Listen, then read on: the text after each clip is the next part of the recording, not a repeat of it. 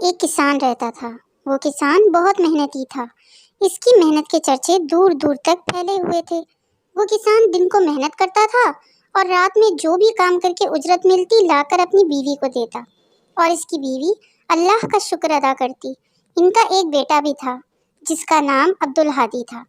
عبدالہادی نے ایک دن اپنے ابو سے کہا، ابو جان، مجھے ایک سائیکل دینا ہے۔ مجھے سائیکل چلانا بہت اچھا لگتا ہے اور میرے سب دوستوں کے پاس سائیکل ہے۔ کسان نے کہا، بیٹا میں تمہیں ضرور سائیکل دلا دوں گا، پر اس کے لیے تمہیں اچھی طرح پڑھائی کرنی ہوگی اور امتحان میں اچھے نمبر لانے ہوں گے۔ تم اچھے نمبر لاؤ گے تو میں تم سے وعدہ کرتا ہوں کہ میں تمہیں سائیکل ضرور دلواؤں گا۔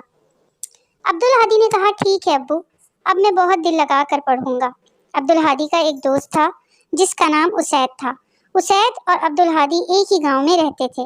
اسید نے کہا، آؤ ہم کھیلنے چلتے ہیں، پر اس وقت عبدالہادی کی پڑھائی کا ٹائم تھا اور وہ پڑھ رہا تھا۔ عبدالہادی نے اسید سے کہا کہ میں ابھی پڑھائی کر رہا ہوں، مجھے بہت محنت کرنی ہے اور اچھے نمبروں سے پاس بھی ہونا ہے، تو پھر میرے ابو مجھے سائیکل دلائیں گے۔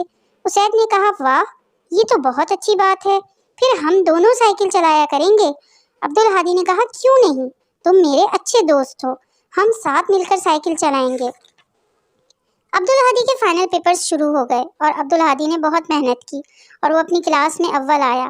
وہ آج بہت خوش تھا کہ آج اس کے ابو اس کو سائیکل لے کر دیں گے۔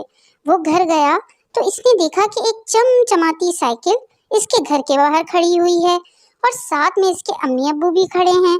وہ یہ دیکھ کر بہت خوش ہوا اور حیران بھی کہ اس کے ابو کو کیسے پتا چلا کہ وہ اتنے اچھے نمبروں سے پاس ہوگا۔